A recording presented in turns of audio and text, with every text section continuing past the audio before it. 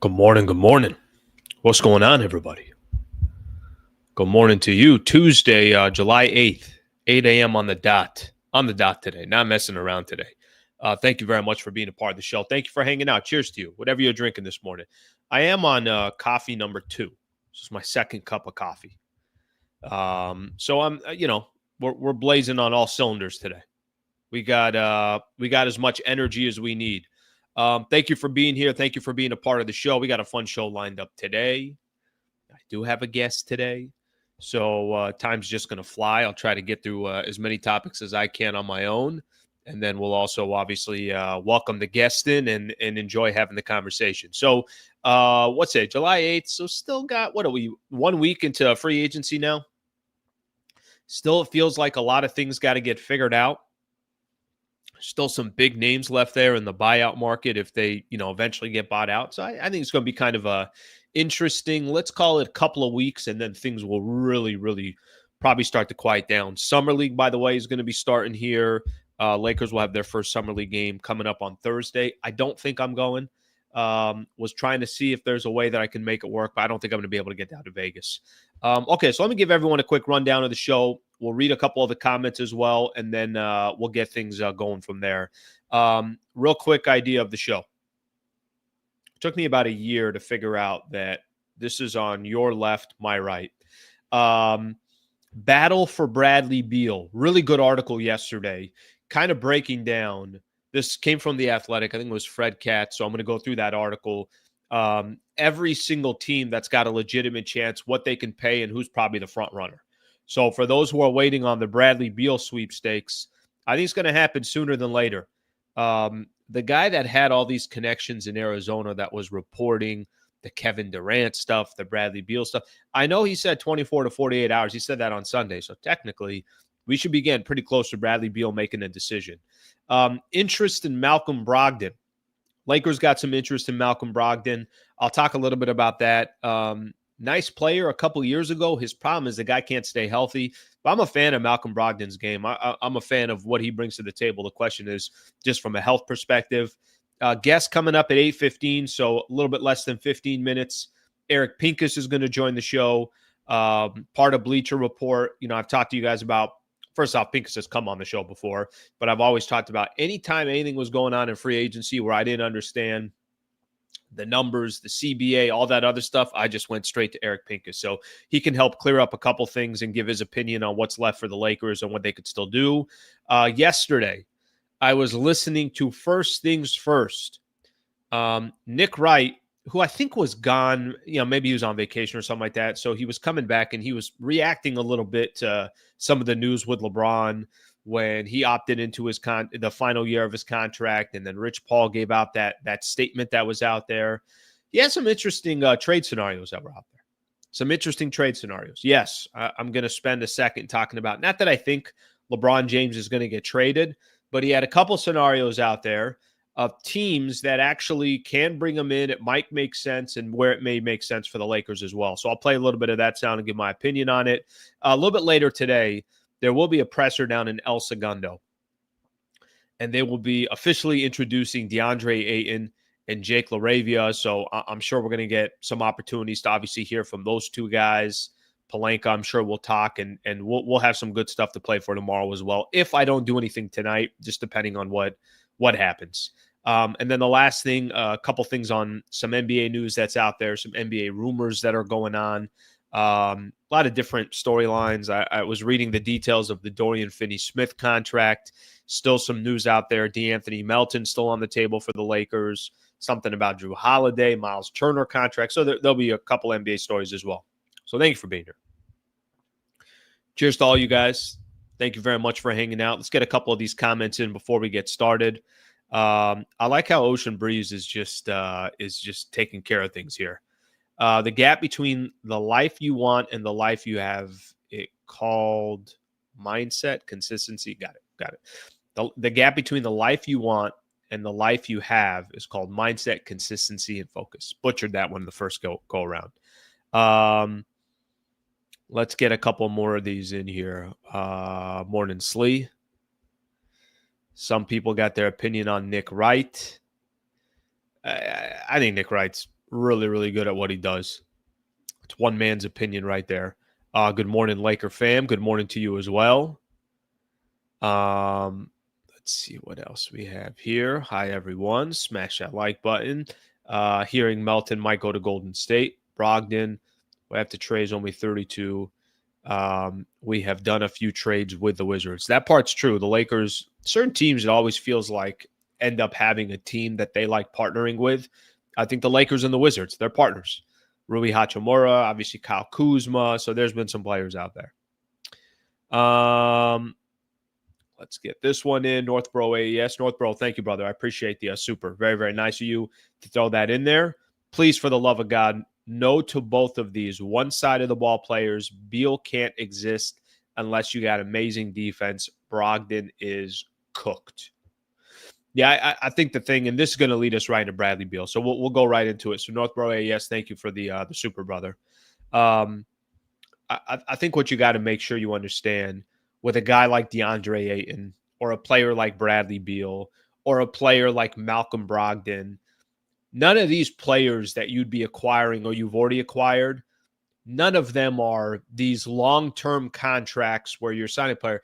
Let me give you guys an example. Do you guys remember there was a summer, I was pretty early on in doing some of my Lakers talk content back in the day when I was over at 710. And we were doing a show. I was doing a show, and I was doing it from the Drew League, the famous Drew League. A lot of great NBA players that usually come out and ball out at the Drew League. A lot of really, really good G League players at the time, the D League. College athletes. There's a lot of scouts that go to it. And it was the first day of free agency. And I'm sitting there and we're waiting for news to drop. And there were some free agents that have that had been picked up. And the Lakers, in sheer desperation, signed Luol Deng to a 4-year deal and Timofey Mozgov to a 4-year deal. And I remember when the deal happened, immediately I was like, okay, well, let's wait a second. Maybe it's not all guaranteed 4 years. Maybe it's 2 years guaranteed. And I don't know. I was just trying to make up some stuff in my head and hope to God that that's not exactly what the Lakers were doing. No, it was 4 years guaranteed for Luol Deng. It was 4 years guaranteed with Timofey Mozgov. And what happened is the Lakers, they didn't have anybody else to sign. So they were trying to show face. At the time was obviously Jim Buss and Mitch Kupchak who were running the Lakers.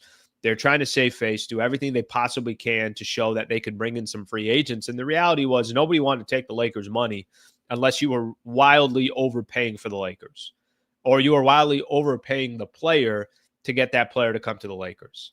The point that I'm making here, and specifically Northbro AES, all these guys that we're talking about, they're peanuts in regards to how much money is going to go to them and what the risk is.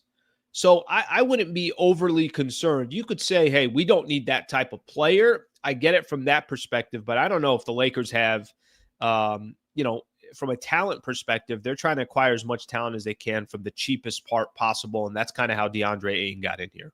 Okay, so here's the latest here. Let me just kind of give everyone a quick idea. I mentioned there was a good article in The Athletic, and they're talking specifically about Bradley Beal. I would imagine something's going to be cooking here pretty soon on Bradley Beal. But here's basically what the article revealed as far as the 4 or 5 teams that still have a shot, what they can offer Bradley Beal, and just how realistic this thing is. For those who don't know, Bradley Beal is still owed. How wild is this? Dude is still owed about $111 million over the next 2 years. If he's going to get bought out, he's got to give up at least $13.8 million to the Suns, and then they'll be allowed to obviously stretch him from there.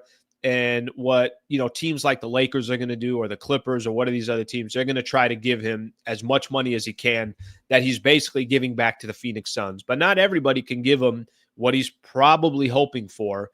If it's just coming down to money. The dude's about to get $111 million on top of the $250 and change that his contract was. And here I am complaining about a couple $1 million.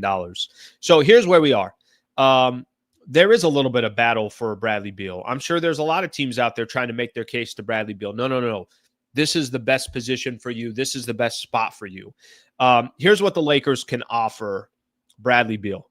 They can offer him the biannual exception which is about $5.1 million is what the Lakers can offer. Okay. The Bucks can offer him the minimum. So they can only offer so much, and they're not in the best position. They're going to hope that because Damian Lillard's not there and he's not going to be playing all season long, and they have Giannis, and obviously they got Miles Turner and Bobby Portis and some other players. They're hoping he just comes to the Eastern Conference and competes with them in Milwaukee. That's, their pipe dream. We'll see if that's realistic or not. I did see something yesterday as well that the Minnesota Timberwolves are also a team of interest, but they didn't really share the details of how they'd be able to and what kind of money they'd be able to give him. So keep that in mind. So then it comes to two other teams that I haven't mentioned yet. The Warriors, wildly complicated because they got Jonathan Kuminga. They'd have to do some type of, they're not 100% sure what they're going to do with him. Golden State would like to find a sign and trade to send Kuminga elsewhere, but doesn't have traction on one at the moment. I'm reading from the article here. League sources tell The Athletic. If a deal is made for Kuminga that doesn't bring back any money to the Warriors, then they would have access to $4.1 million, the mid-level exception, to where they could go after Bradley Beal, and they'd be able to offer a lot more than anybody else can. So keep an eye on the Golden State Warriors. The last team that I have not mentioned yet, that if you're trying to put the pieces together, and it does feel like is the favorite to get Bradley Beal on their roster, which I think would whether they get him or not, I think the Clippers are going to be very competitive this upcoming year. I'm not telling you they're going to be the favorites to win a championship, but I do think this puts them in that top 4 in the Western Conference conversation. If they're able to grab Bradley Beal, they can offer $5.3 million. And every article that I'm reading out there, it seems like the Clippers are the favorites. It seems like the Clippers have the best shot of getting Bradley Beal. And a lot of that has to do with that trade that went down yesterday. I think right before I started doing my show, trade goes down. They trade Norman Powell. Norman Powell, who was phenomenal for them last year. They trade him to Miami.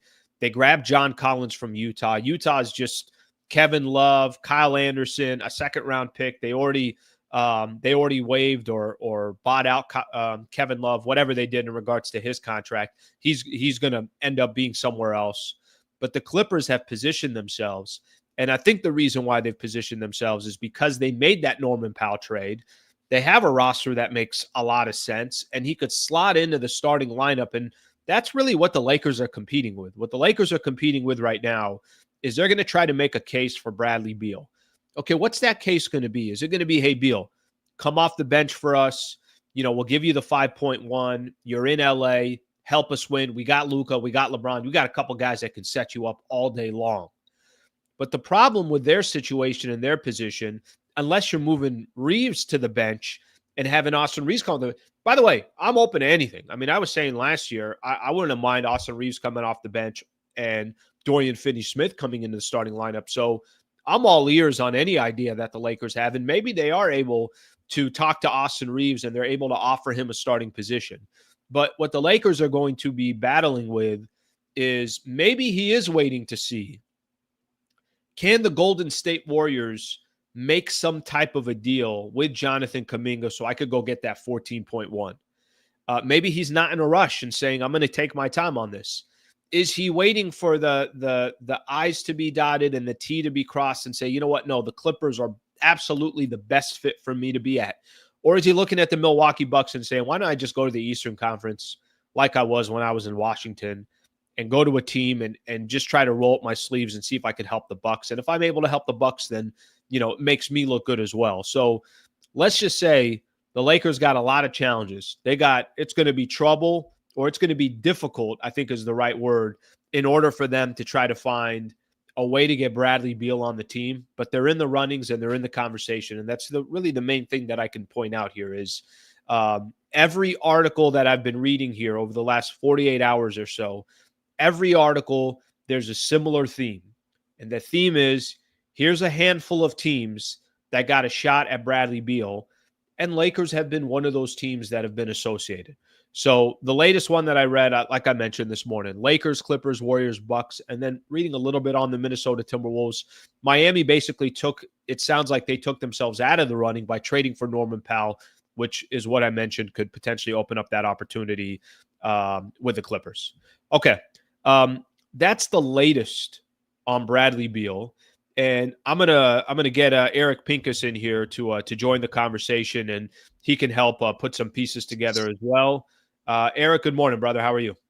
Morning. Good to see you. I'm Nice. up bright and early. The Yeah, sun is like right in my face, so I'm going to go a little to the side. I getting a might little have tan. sun. You're getting a little tan. I like it. I like it. Well, thank you for joining the show, brother. I know you're heading out to. What time's your flight to Vegas? Oh, I'm driving. I'll be there Okay, for 2 weeks, about for sports business classroom. So, yeah, you're there. You're there ready to go. 2 weeks total. Yes, sir. Yeah. Well, Okay. give or take. Okay. Now, every time you go for summer league, is it for 2 weeks total, or around that? Is it how long you're out there? Yeah. It's a lot. It's a lot of prep work. Our event is a week long, and then there's a handful of days getting ready, and then I have to be the last one to leave. So, yeah. Oh, it's awesome, man. You're making it happen. I mean, I don't know if I could do Vegas for 4 days, but you're a Vegas guy. Like you, when I think of I mean, Pincus, when I think of there's Pincus, I zero think Vegas. gambling. I'm working. This is a work trip. It's fun. It's a blast, and I have a great time. But like, I'm not doing anything Vegasy other than going to summer league. So I'm shocked. yes, I'm yeah. shocked. I thought you were ready to go in every Vegas club that's out there. Pincus, you probably heard the tail end of part of my conversation here on Bradley Beal, and it's funny because you and I have had some. I've been texting you certain times, and I'm like, "Hey, can you offer me a little bit of details here, a little bit of details there?" So I appreciate you always doing that. But can I just get your opinion on just what you make of the Beal situation? If there's a team that you feel like is a front runner, and then also if he were to pick the Lakers, what do you think would be the reasons why he would pick the Lakers? Well, I think the Clippers have a real case. They have quite a team coming in, and the Lakers do too. But getting out of Norm Powell because they didn't want to extend him seemed to open up minutes at that position. So arguably, there's an opportunity there, and I think that's kind of the question that is the answer. But ultimately, it's a human being making a decision about what he wants to do, right? So as much as the media or anybody wants to project, it's really what does he want? And I try to follow, like, if someone's married and they're in the NBA and their wife or spouse is from X, there tends to be a draw there. For instance, De'Aaron Fox's significant other wanted him in San Antonio, not Houston. He's in San Antonio. And so there's believed to be a pull. And again, this is, I don't know what Bradley Beal's motivation is, but there's supposed to be a pull that go to LA because, number one, if you're in Phoenix, it's right there. It's a very easy transition. Going to Milwaukee, Minnesota, somewhere where it's cold might not appeal. Those are the kind of reasons that I don't know if fans normally think about, but sometimes it's just like, what does the spouse want and what's the weather? But then after that, then it becomes a few things like chances to win a championship or play at a high level as a team.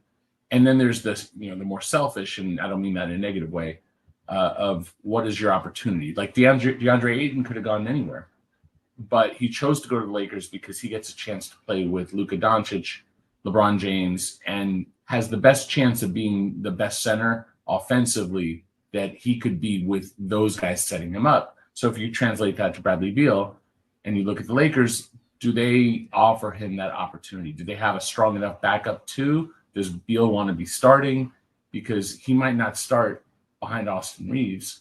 Rather, yeah, I don't think, I'm trying to think, maybe at 3. You could start him at 3 theoretically, but now, are you benching Rui? And are you going with like a pure offensive lineup and taking away the defense? Not that Rui's this incredible defender, but just positionally, you're. I don't know if Beal starts in LA. Whereas with the Clippers, you could argue he steps right into the starting lineup. I think they probably need Chris Dunn to play defense in that group next to Harden, but I think they can argue, hey, we'll start Beal and Harden and Kawhi and Zubats and a fifth, a defender maybe. Derek Jones Jr. or something else, maybe someone I'm forgetting. And Collins, who they just got to, is an option.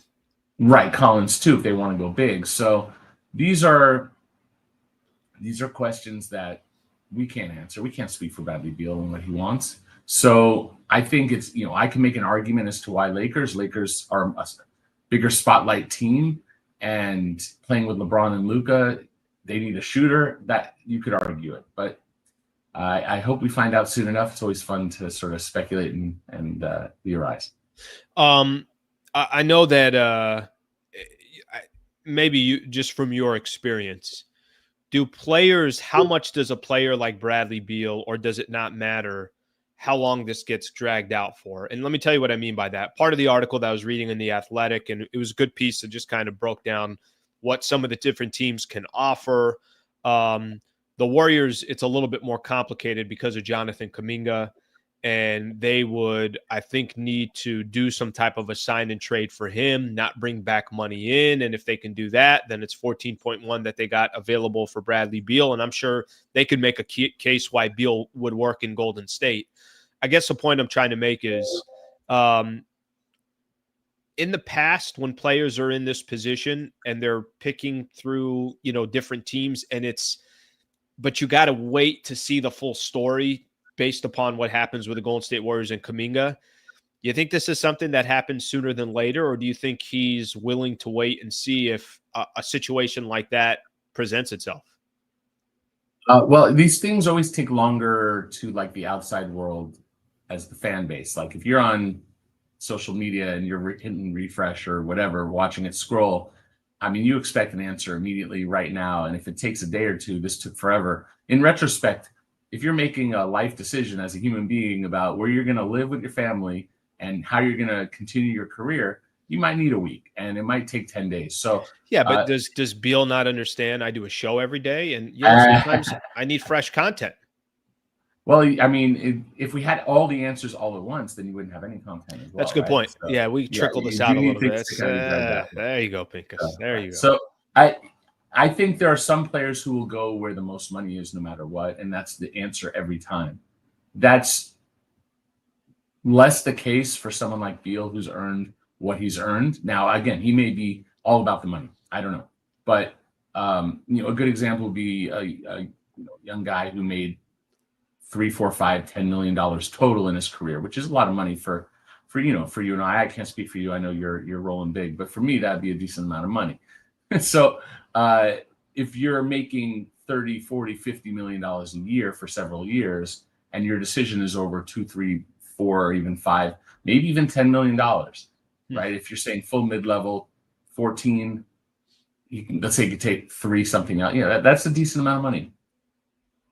I don't know that, like, if you have that opportunity of all the things we talked about, like okay, your spouse is happy, you're living in a climate where it's warm, or it's a nice city, or maybe you're from the Midwest and you want to live in the Midwest and you have family there, or San Antonio or Houston, or whatever. So he'll choose based on his personal things. That the Warriors can give him California, nice weather. It's a little colder up north, but than LA, but it's still a nice climate. A chance to win, play with Jimmy Butler, Steph, Draymond. I mean, that's a ready-made situation. And then if they're also offering more money, that can make that decision. But I mean, for some, we can go back to DeAndre Ayton. Like, he probably, if he really wanted to hold out, might have gotten more money somewhere else versus playing for the Lakers for what he got in the $8 million range. Maybe I don't know his suitors. I don't know the offers, but theoretically, he could have just waited and seeing if was there 14 million for DeAndre Ayton instead of 8 million with the Lakers. But he's choosing, at least theoretically, where he has the best chance to shine, or these personal reasons. So that's what the answer is going to be for Bradley Beal. What is the best chance for him to earn, have a happy situation with family life, family, kid. I don't know his kid situations, but all that stuff goes into account. Eric, what do you make of? We're expecting, I think later today, Lakers will announce Ayton will do a presser with, I'm assuming, Pelinka. Jake LaRavia is going to be there as well. And just what do you make of the Laker offseason? I don't know what your expectations were, let's call it a week ago or maybe a week and a half ago. What do you make of what they've already done? And how much more do you think they will do between now and the dust settling and really the offseason kind of ending? Right. Well, the big surprise of it all was that they didn't keep Dorian Finney-Smith, and I thought that they would, not just for the player who he is, but because he has a strong relationship with Luka, and those things are usually considered. And then he also was really helpful last year. Like that swap of D'Angelo to DFS led to that immediate click in defense, right? So I thought the DFS, Dorian Finney-Smith, would be back, and that he's not. And his contract with Houston is not egregious, and not all of it's guaranteed. If you look at it like in the total numbers, you're like, oh, that's too much, it's too long. But the last couple of years aren't fully guaranteed. I'm still waiting to see the final details, but supposedly not fully guaranteed. So they could have, and the easy answer is to say, well, you couldn't get Ayton if you're over that first apron, right? So there's these different lines, and because Ayton was making more than 14 million for without getting into the details, his salary with the Blazers was too high that the Lakers couldn't have signed him if they were over this line. And so by letting Dorian Finney-Smith go, they got under that line, and that enabled them to fill this biggest hole at center with, for them, this is a home run. I mean, whether it works or not, we can't say. But getting a true starting center who's can give you a double-double is a big win for the Lakers, because they had a massive chasm at the position. So they basically, looking at it simplistically, chose the pathway to Ayton by letting Finney-Smith go.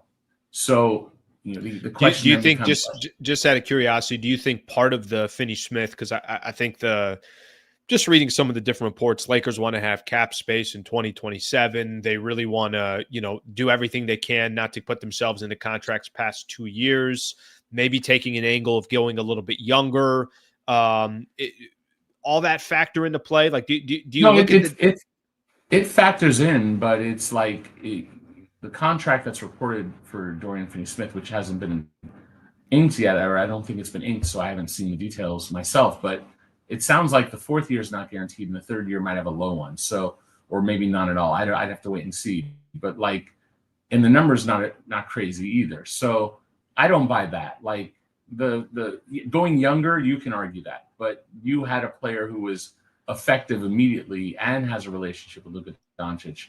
I don't get that. So the simplistic answer would be that you can't do both, right? You can't get Ayton and Dorian Finney-Smith. And if the answer is like, well, you trade for Walker Kessler and you trade like everything you have and multiple picks, but you're getting Ayton now instead for basically the cost of Dorian Finney-Smith. From that logic, sure. But to me, it's like, well, maybe there was a way to get out of, Maxi Kleber. Maybe there were ways to shed salary other ways by trading out of salary to reduce the number. So you still have that first apron hard cap, which is where the Lakers are this year. They're going to be limited to spending no more than about 196. So they're within $1 million right now of that number with Shake. Shake Milton is non-guaranteed. Technically, Jordan Goodwin is mostly non-guaranteed. So they could shed a little money anyway, but maybe it costs you Dalton Connect, Maxi Kleber. Do you get motivated to lose what you might consider one of your best young players just to be able to keep Dorian Finney-Smith? I could argue it. It shouldn't cost you first to get out of Maxi Kleber. Or, you could throw Jared Vanderbilt into that and say, well, if you keep Dorian Finney-Smith and you draft this kid Thero and you have LaRavia, that maybe you don't need Vanderbilt. And maybe if you go with your logic of multiple year contracts and this 27 plan, which I wrote, to me, the 27 plan is really about 26, where you need cap room at 27 so that if a star player, say Jokic or Giannis says, I want to go to the Lakers, to their team, trade me to them, no matter what. You try to trade me to any other team, I'm going to tell them that I'm leaving in free agency. So you need that cap room in 27 so that has any weight. If Lakers don't have money in 27, then how does Jokic and again, I'm not saying those guys do that. That might be a complete fantasy. But if you look at the free agent list, there's not a lot of like star impact. This is the reason why we pause building for a year or two, unless you're getting like a top guy. And so I don't really like if you can get out of Vanderbilt to get that money off the books and that costs you connect, but allows you to keep Dorian Finney-Smith and Ayton, I'd argue like you're a better team and that you're still signing LaRavia. So you got a younger piece to replace Vanderbilt who can score in a way that Vanderbilt can't, who's not bad defensively. He's not going to be as good as Vando, but you're getting Dorian Finney-Smith, who's a better defender than Vando and can shoot. So I don't love the choices. I think a little more pro-action could have led to a different result. That said, the counter argument to everything I just said would be, well, if we give up all those pieces, we might have an opportunity, being the Lakers. If they say to me, what if later at the deadline, one of those guys becomes available now, like a Jokic or a Giannis? So Jokic doubtful, but like Giannis says, screw this, I'm out.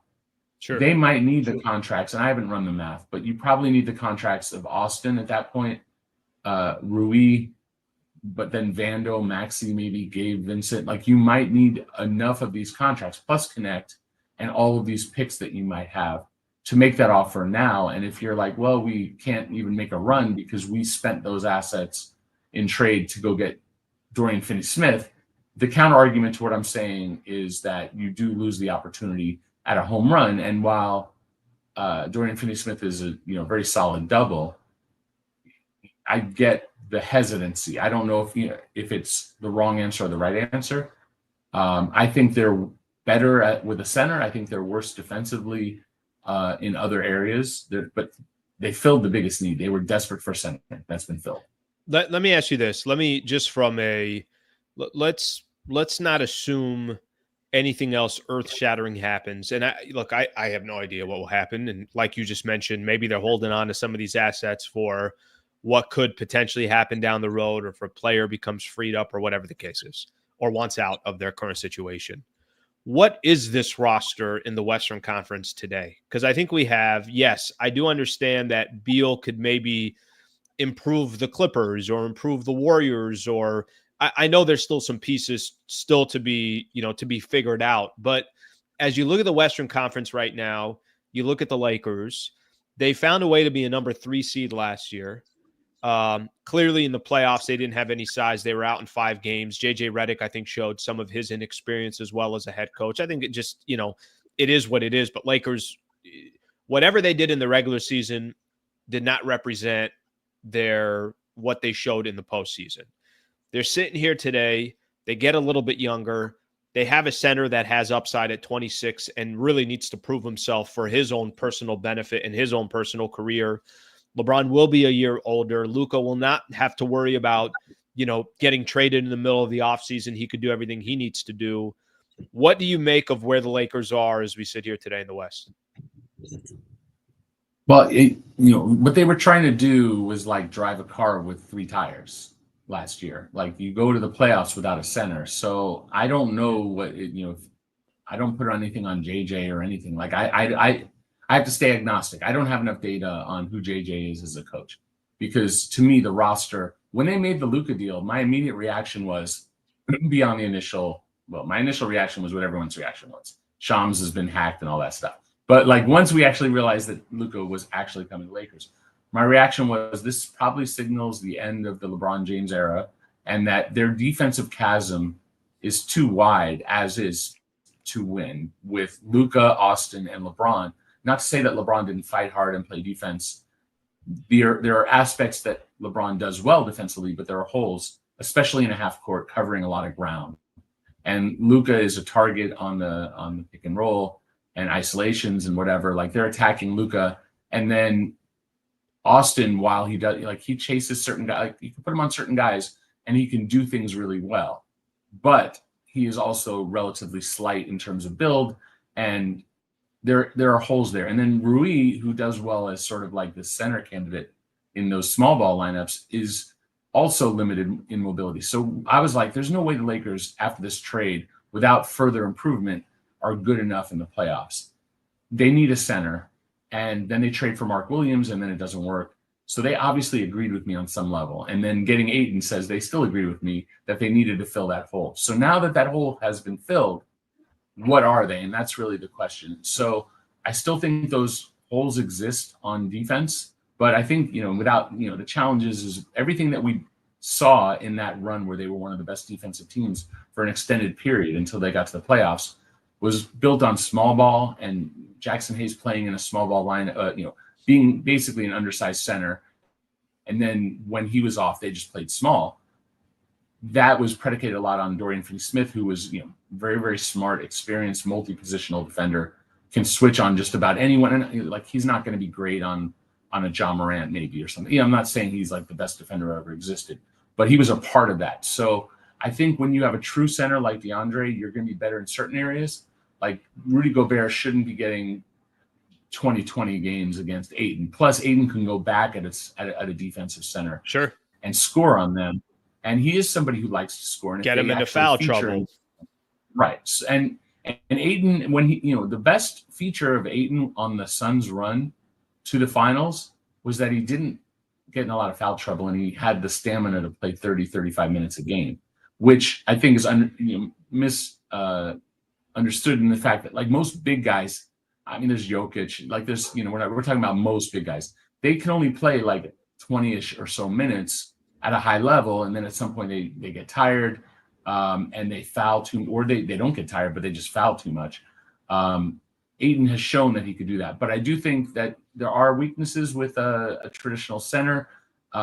They can get exposed against small ball lineups, and Ayton is relatively mobile, so maybe he can show that he can stick with guards on the perimeter and switches.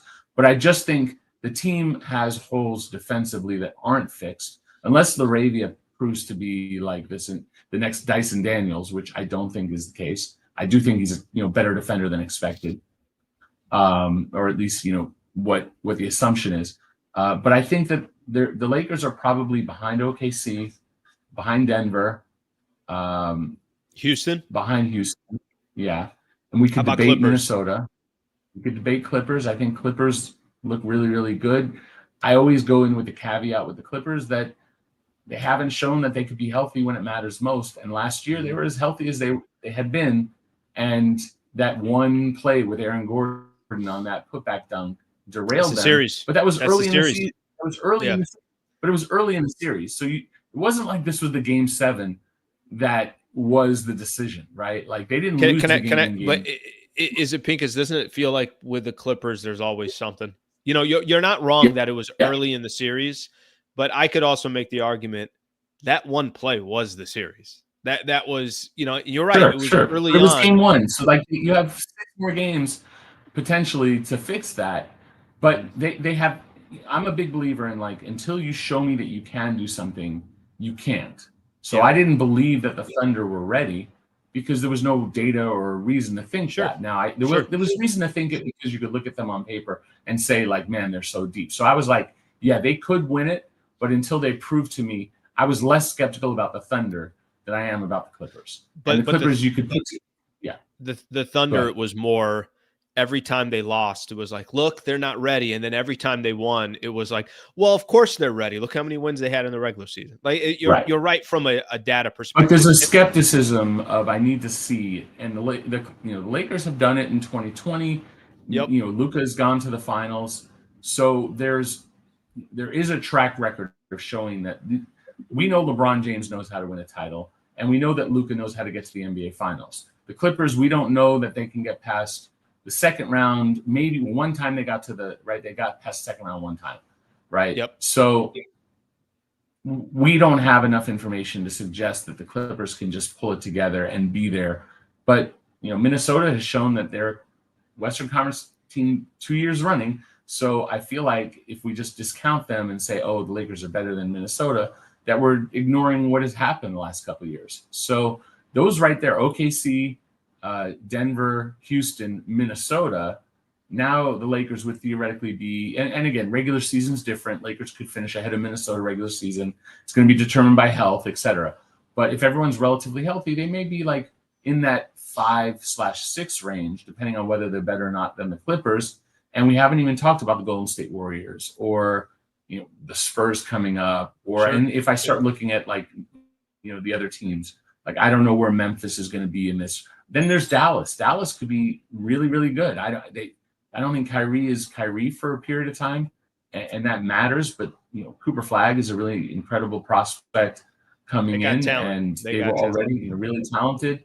I mean, there's Phoenix, Portland, Sacramento, Utah. I think we've probably hit on the main teams.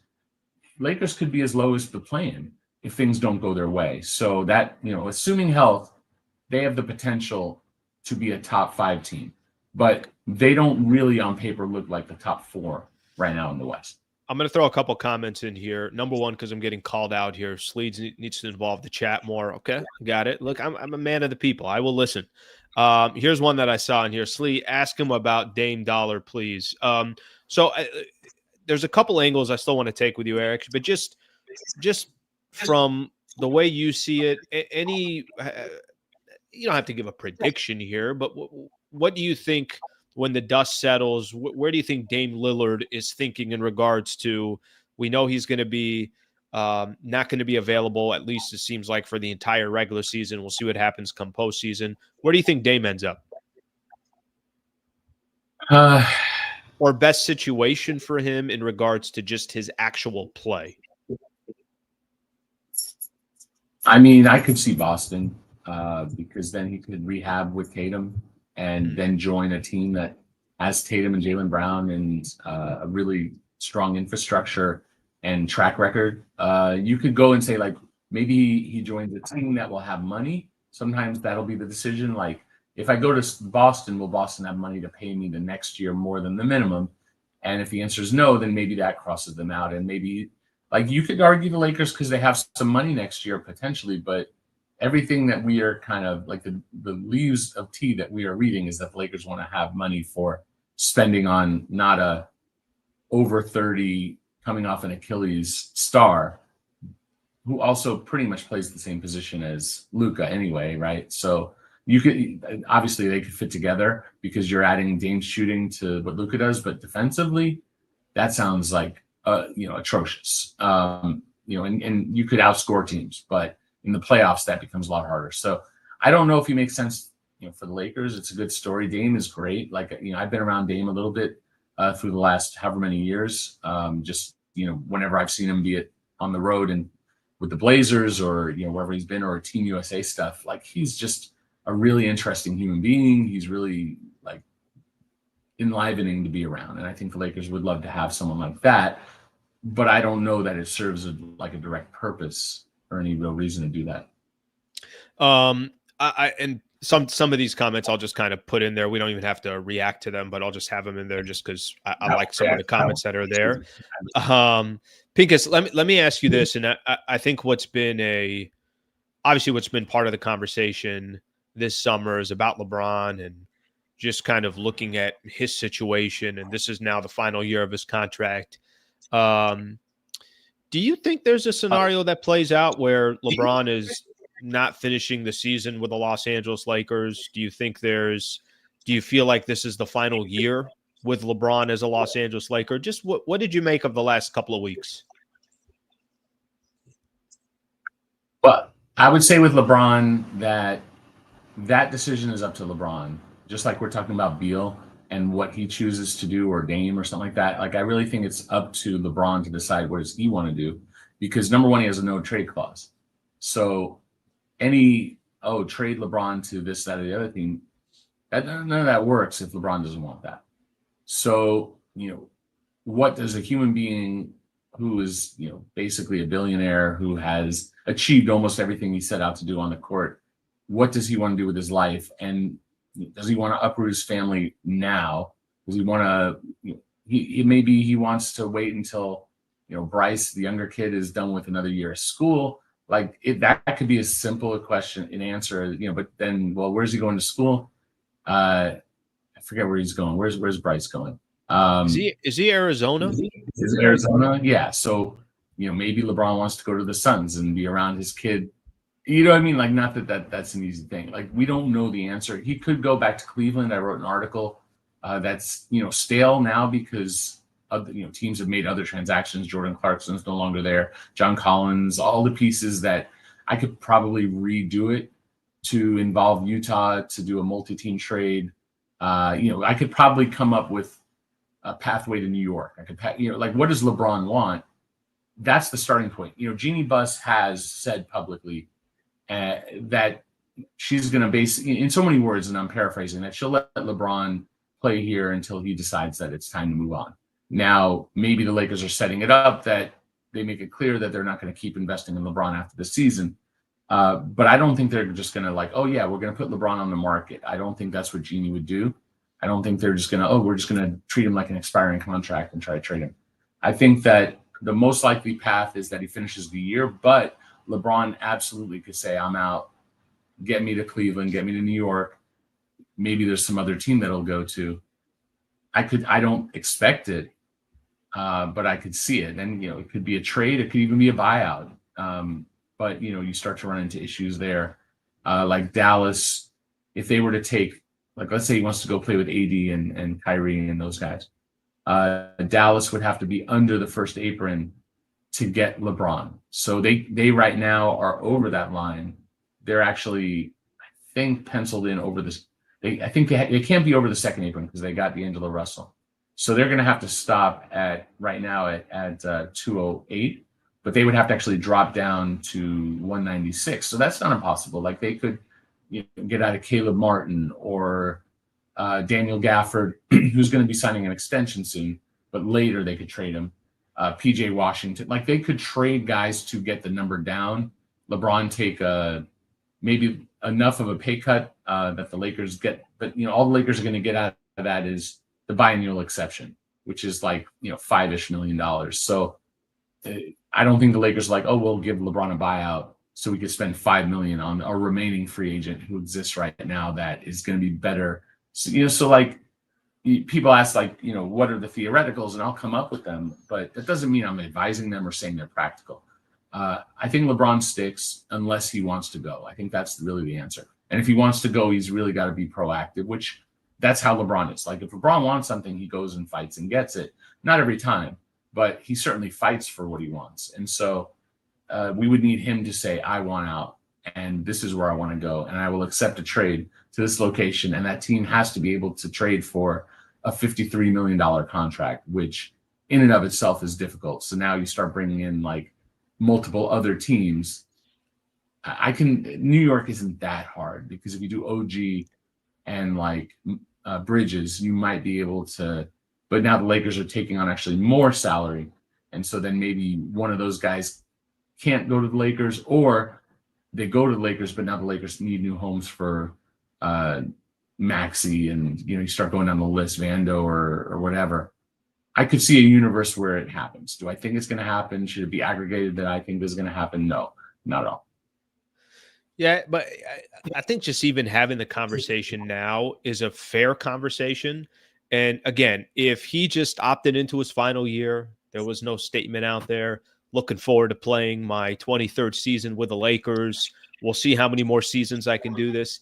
That was not the case. So, I mean, I think part of the speculation and part of the chatter was obviously created by LeBron and Rich Paul. I mean, they're not putting out that statement unless they want you to have some type of chatter. And I think that was obviously created for them. And I'm not saying right or wrong. I just think there's a reason for the chatter.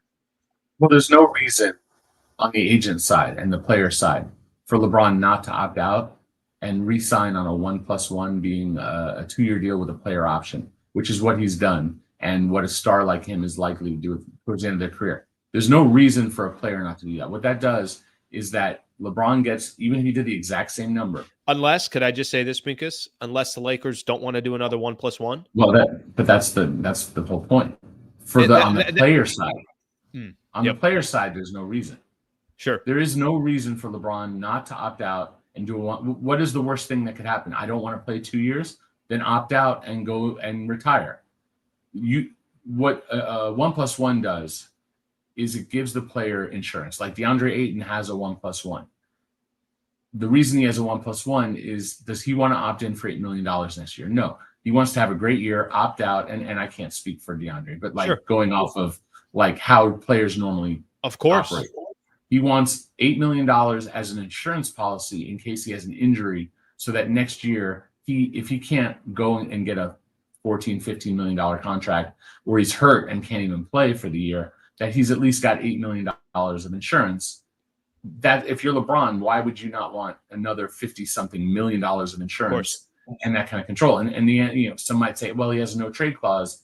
And if you opt out of your contract, maybe the Lakers don't give him another no trade clause. Well, if you re-sign on a 1+1, by default, you have that no trade ability because of what's called the 1-year bird rule. So he wouldn't lose that. So then you go to your point, which was the statement by Rich Paul and LeBron not saying, I want to be here for as long as I play and we'll see how long I can go. The Lakers clearly didn't want to give it to him. And they could say, oh, we didn't negotiate it. Well, if you didn't negotiate it, it's because the Lakers simply weren't offering it. And we're saying, this is what we will finish out the year and we'll see what happens next year, but we're not ready to put that on our books.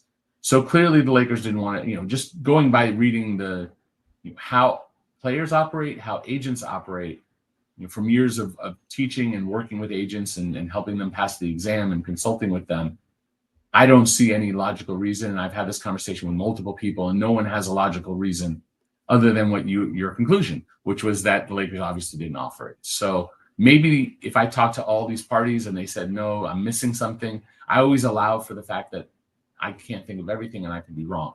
So I don't say this is what happened, but the logic says this is what happened. And so they didn't want it. And so this is where we are.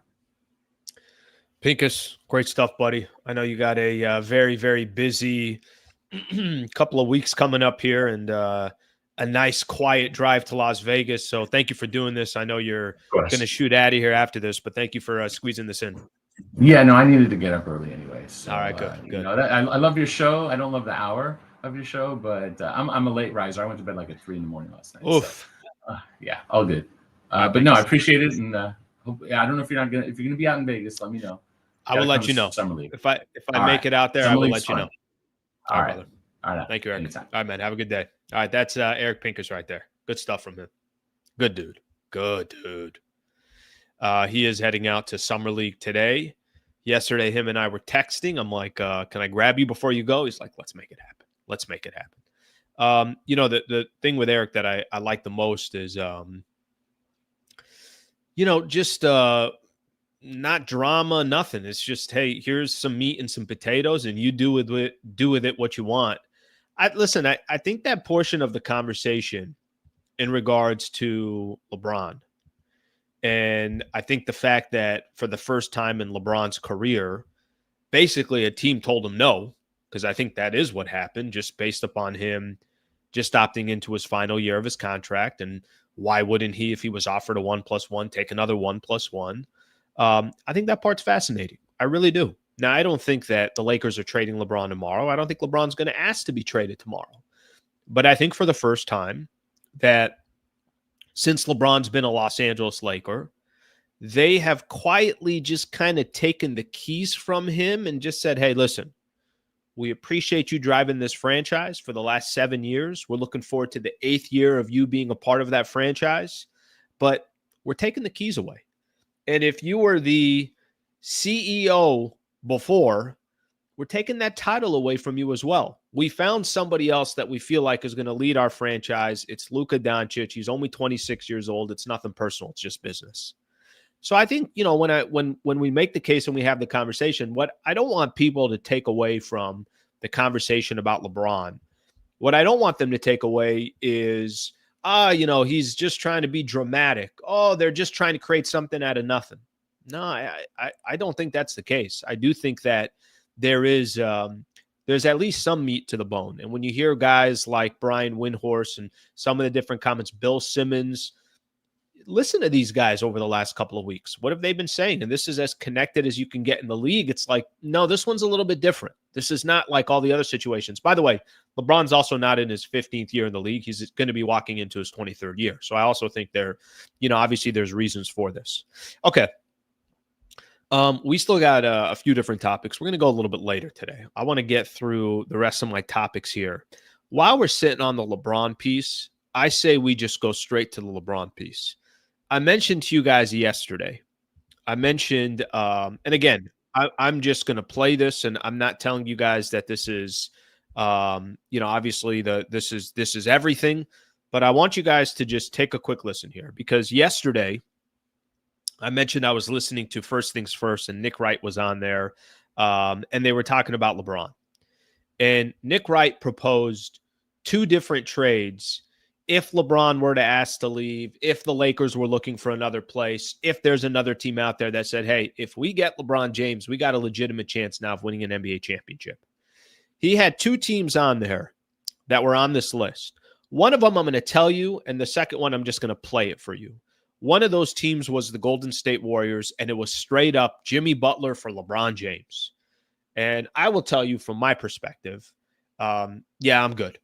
As a Laker fan, I'm okay with not – I don't need Jimmy Butler on this team. I'd rather have LeBron James than Jimmy Butler. But I do think that would be a very, very good move for the Golden State Warriors. Now, again, this is not something that's happening. By the way, I put it in the NBA trade machine as well. I told you guys last time that I'll start plugging these in. It doesn't work out. Even though LeBron's making 52.6 this year and Jimmy Butler's making 54 this year, there are still some things that Lakers would still have to cut salary in order to make the trade work, but it's just more the concept. The second trade that he had in mind, which I think is a little bit more interesting in my opinion, I'm going to play it for you guys. So let me share my screen with everybody here and just take a listen to hear what he was referring to in regards to this trade. Again, here's Nick Wright. First things first, take a listen in regards to who he's talking about. Is, I think, more interesting and maybe more realistic, and it's LeBron for Karl Anthony Towns. Sure, I like that. And the Lakers get much younger. You don't get a defensive center, but you get a stretch 5, and it's something that I think is interesting for them at least to evaluate over the next couple of years before Towns is player option. And for the Knicks, I think that team oddly gets better defensively because Mitchell Robinson takes Towns' minutes, and LeBron is, as he showed last year, if Brunson's going to have the ball, he can be a more impactful defender when he's not having to do all of the offense. Mm-hmm. It would be an unbelievable capstone to this career, and they are already the favorites in the East. And again, maybe I'm a man on an island. I think even at 41 years old, LeBron James is better than Karl Anthony Towns. And he was last year. And so those to me are the 2 that make sense, and you feel like they would have a real chance of winning a championship. All right, I'll stop it right there. So I want to play that. I sometimes when I hear certain things, and I listen to a lot of these NBA podcasts or some of these shows that I just like, that I think would also help from a content perspective. But to be honest with you, I just enjoy listening to them anyways. Here's why I want to play that. Again, do I think a Lakers-Knicks trade is imminent? No. Do I think LeBron is going to get traded before next season starts? I don't. But is there a world or a scenario that at some point this year, LeBron may ask, guys, this just ain't going to cut it for me. We're not competing in the Western Conference. We don't have a legitimate chance of making an NBA Finals, and this is just not working for me. Go read that statement from Rich Paul. There was a lot of respect in that statement, but there was also, hey, we might just be going, the Lakers and LeBron James might be just going in 2 different paths. How I want to finish my career and where you guys stand in regards to how you want to build the next chapter of the Lakers' future. The reason why that one, I stopped on the Karl Anthony Towns one, is because, number one, I think there is some truth to how that can make sense for the New York Knicks in the Eastern Conference.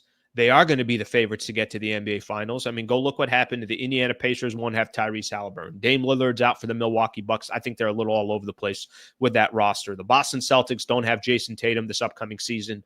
Those are 3 of, the top 5 teams in the Eastern Conference. So I do think there's potentially a path for the New York Knicks. And I think for the Lakers, I'm not telling you Karl Anthony Towns is the greatest piece out there, but here's what I'm telling you. If LeBron James wants out, go get assets. Here's what Karl Anthony Towns is for the next couple of years. And I'm not telling you it's not a lot of money, because it's a lot of money. But at least you have the rights to him, and then you can, decide what to do from there. Karl Anthony Towns has a contract this upcoming year, including this upcoming year, 3 years, $171 million left on his contract. It's a lot. I'm not telling you it's not a lot. But at least you grab somebody that's a lot younger. And again, this is if basically LeBron is asking to be traded or asking to be moved, asking for a situation or predicament where he can go compete and the Lakers can actually get talent back. Again, this is another one of those where the dollars look like they make sense. You put it in the trade machine, Lakers are going to have to bring in less money, so it might get a little bit confusing. But I thought that one was actually interesting because if LeBron decides to leave the Lakers, then the only thing that matters from a Laker fan or from the Laker front office is what do we get in return to try to rebuild the franchise, speed up the process of competing, and seeing if you can get somebody at the proper age where you feel like can be with the Lakers for a couple of years. So thought that was an interesting video there. Definitely wanted to play it. And it's a perfect segue from me talking to Eric Pincus about the LeBron situation and then having this video to play. Okay, let me read some of the comments here and we'll go from there. Let's see what we got here. Cat too soft. I take Jared Allen over Cat. Problem with Jared Allen, I think money-wise, you got to figure out money perspective. And, you know, I know people are saying that if he does go somewhere, he'd go to the Cavs. I got to be honest with you. I don't know if that's a guaranteed or a lock, too. You don't think LeBron would want to play at the Madison Square Garden? You just – I don't think you could really predict it. Cat and Luka is horrific defensively. You're not wrong there. You better get some defenders all around you. You better get some defenders all around you if that's going to be the case. Okay, a lot of people here sitting here saying that they would take a pass on Cat. Not that many people crazy about Karl Anthony Towns. Listen, all I'm going to say is this. If LeBron wants out, go get some assets back. That's the only thing that I think is most important to me is you got to get some assets back. We'll see how it plays out. I think it will be a kind of a fun couple of months to just see, you know, what happens. Do I think anything's going to happen, you know, obviously over this next window or so, and something extreme would really have to happen in order for LeBron to say, hey, I want out of LA. But there's just enough there to have that conversation about. Do I think anything like that's going to happen? Probably not. But there's a couple scenarios out there that are obviously on network TV they're having the conversation about. Okay, I still want to talk Malcolm Brogdon, and I still got a couple other things. The free agent class for 2027 that everybody supposedly is prepping for. We're going to do that. We're going to do that in just a second. First, let me give some love to Brad Wallace and the Wallace firm. Draft's done. Free agency is obviously here. Everyone's reloading, making moves, trying to get what edge – trying to get the edge that they want for next season. And that's exactly what Brad Wallace and the Wallace firm do, except their offseason is in the courtroom and their free agents, big cases. Known Brad for about 5 years now.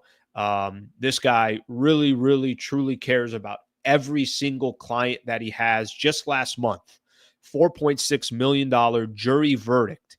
It's not a fluke. That's game film, reps, and execution under pressure.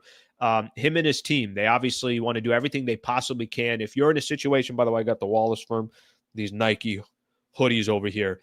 If you or your family, a friend is in any type of situation, you know, I always kind of say this. I hope that nobody's ever in this position, but a serious injury, a wrongful death case. There is a URL that we created, wallacewins.com/Sliwa. wallacewins.com/Sliwa. You could click on the link in the description, get a free consultation, get a chance to get connected with Brad Wallace and his team and see if they can help you. That's the best way that I can put it. I'm happy to make a personal introduction as well. Again, wallacewins.com/Sliwa, wallacewins.com/Sliwa. Okay. Just because I didn't get a chance to get into this a little bit earlier, so let me do this here real quick. Malcolm Brogdon. Probably should have saved this for tomorrow, but it's okay. We'll just do it right now. There'll be fresh content for tomorrow. Jake Fisher, who does some work for the Stein line, Mark Stein's site there. Let me read something here from him in regards to Malcolm Brogdon. All these scenarios, furthermore, are sure to have an impact on Malcolm Brogdon. League sources say that the Wizards are open to a sign and trade discussion to facilitate Brogdon's exit from Washington, and a slew of teams have registered varying levels of interest on the 32-year-old. That list includes the Clippers, the Suns, the Lakers, as well as the Warriors, Timberwolves, Pelicans, Kings, and the Bucks. Just some information on Malcolm Brogdon. You know, I was a big fan of Brogdon's game for a pretty good part of his career. The last couple of years, this happens to most players. Once they go to Washington, it's like, yeah, I don't know what they're doing. I don't know what's going on. Still averaging 12.5 points a game, about 4 rebounds, and about 4 assists. I like his game. I like his style. I like his demeanor. The problem with Malcolm Brogdon, he's never healthy. Look at the amount of games he's played the last couple of years. 24 games last year, 39 games the year before. If you are to get Malcolm Brogdon and you are to, figure out a scenario or a way to get him on your team, the problem with Malcolm Brogdon is going to be his health. But 32, still young. You're not going to have some long-term contract with him, so you'll be fine from that perspective. But that's one name that's still being rumored around the Lakers is Malcolm Brogdon. Another name, which is kind of an interesting one as well, D'Anthony Melton, still on the table for the Lakers. Growing expectation that the Lakers will sign D'Anthony Melton. I know this has kind of been out now for a few days, so this is nothing new. Just in regards to Melton, basically missed all of last year because of an injury. Was it an MCL? What was his injury? Or ACL. ACL injury from last year when he was with the Warriors. So what happens to him, this year? If he gets an opportunity, there's going to be another player that can certainly find a way to help the Lakers. So a couple of players that, have been tied to the Lakers, just something to keep in mind in regards to those two players. Okay, another thing I want to read here real quick. There was an article yesterday, which I do think ties a little bit to the Lakers. Evan Sidery put something out there. It wasn't even an article. It was just a tweet. If you look at all the different reports about the Lakers this summer, what's been the main theme? The main theme has been Lakers don't want to get themselves into long-term contracts. They don't want to really do anything longer than 2-year deals. Obviously, if it's Luka Doncic, that's different. They don't want to do anything longer than 2-year deals. They want to save as much cap space as they possibly can for 2027. Why? Because and by the way, you've read this about the Clippers as well. It's not just the Lakers. There's some other teams involved in this as well. A lot of teams are looking at 2027. Here's who's available in 2027.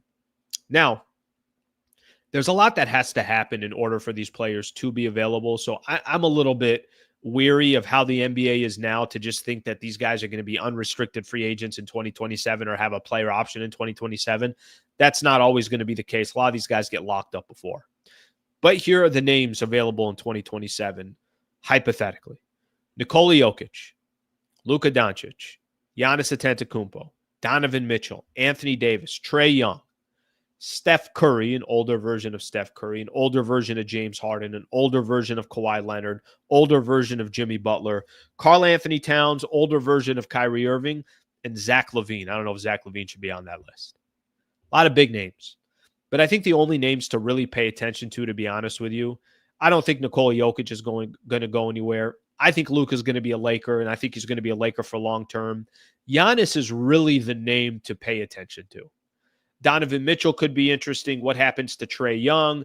AD under the right predicament or situation. But a lot of these other, names that are on here, maybe you could look at Karl Anthony Towns. They're just aging superstars, and who knows where they're going to be in a couple of years. So I'm not crazy about, I get the Lakers trying to, and I think Pincus, I think the point that he mentioned was probably the best point.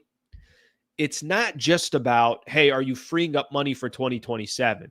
It's, are you freeing up and giving yourself the flexibility that if Giannis Antetokounmpo, January 1st, 2026 says, guys, I want out of Milwaukee, I'm only going to the Los Angeles Lakers, and they want to be prepared for that situation. So it's not just can they sign an unrestricted free agent or a free agent that has a player option in 2027. It's having the options before then to bring on a player that then you could eventually bring into your fold long term. Do I think that's going to happen? We'll see. I mean, I've said this before. I don't think the Giannis situation in Milwaukee is going to play out the way Giannis wants it to play out, or maybe the way Bucks fans want it to play out. I don't think that's going to happen. I think that it's going to get ugly. I think they were very desperate in the summer. I think the dead contract of Damian Lillard's not going to help them. I don't think Miles Turner was going to be the answer that was going to change everything, but you never know. So you never know. There is a window in the Eastern Conference this year that maybe that's going to be a little bit different of a story. All right, let's take a look at some of your comments, and then we'll call it a day. I appreciate you guys hanging out. Thank you very much for being a part of the show. Certainly enjoying my time with you guys, and I appreciate you guys all hanging out for, what are we at? An hour and 10 minutes here. All right, let's see. It's always because the projected cap space growth is less than 10% for the next year and likely the year after. When Giannis hits the age cliff and loses his athleticism, it will be a hard crash. He has nothing else. Giannis going to be good for a little while. And listen, I think anybody that can get their hands on Giannis, I think the best fit in the NBA. I mean, listen, if you had Giannis and Luka on the same time, I don't know what the hell you want me to tell you, but you're going to be competing for championships for at least a couple of years. Giannis is coming. Giannis is the chosen one. Giannis is the only one. Get Beal, trade Reeves for a 3-and-D wing, and picks. Good. I think get Beal. Do not trade Austin Reeves. I think bring Austin Reeves in. I think Reeves wants to be a Los Angeles Laker. Figure out what that deal is with Luka Doncic in regards to playing together for at least one full year together. And then you could weigh your options from there, seeing what you have. And I do think that Reeves will have more value after he signs a long-term deal. Now, of course, he's got to live up to that long-term deal. And I just say that because I do think there are teams that want to make sure if they make a deal for Austin Reeves that he's going to be with their team for, obviously years to come. Okay. Marcus Smart I see Marcus Smart's name a lot.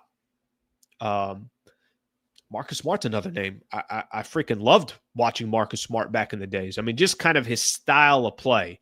I was a big fan, but where he is in his career now, I'm not 100% sure. I do think he needs to get to a contender. And if he does, you'll start seeing a better version of Marcus Smart again. Not the exact same version that when he was in Boston, he's just had nothing to play for the last couple of years. Okay. One other thing I'm going to point out here. I just put a link if you want to be a member. $3 a month to be a member. Great way to support the channel. Would love to continue to grow that membership base. It would mean the world to me. So if you guys are in a position to do that and you want to find different ways to support the channel, that's a great way to support the channel. So there is a link there if you'd like to be a part of that. Let me read a couple more supers. Brogdon is a big bodyguard who can play at wing. All right, good point right there. Yeah, the problem with Brogdon, I'll just, obviously say it again, he's not healthy. That's the only issue that you got with Malcolm Brogdon. So obviously that's been the biggest issue with him, at least over these last couple of years. All right, my people, I think we're good. I think a solid show here. Very, very good. Very, very good. I thought topics. Thank you to everybody that was on the chat. I appreciate everybody hanging out on the chat and finding a way to, obviously add to the show. So I really appreciate that. Thank you to Eric Pincus. Thank you to our sponsors. Of course, thank you to Brad Wallace and the Wallace firm. Thank you to Lexus Santa Monica for being a part of the show as well. I will see you guys tomorrow morning at 8 a.m. Don't forget, there is a presser today that's going to be going on 1:30, 2 o'clock. They'll be introducing officially DeAndre Ayton and Jake LaRavia. They'll be introducing both of those players. All right, everybody. If someone goes down with Beal, I'll probably go live a little bit later. We'll see what happens. Thank you for being a part of the show, and I'll see you tomorrow morning at 8 a.m.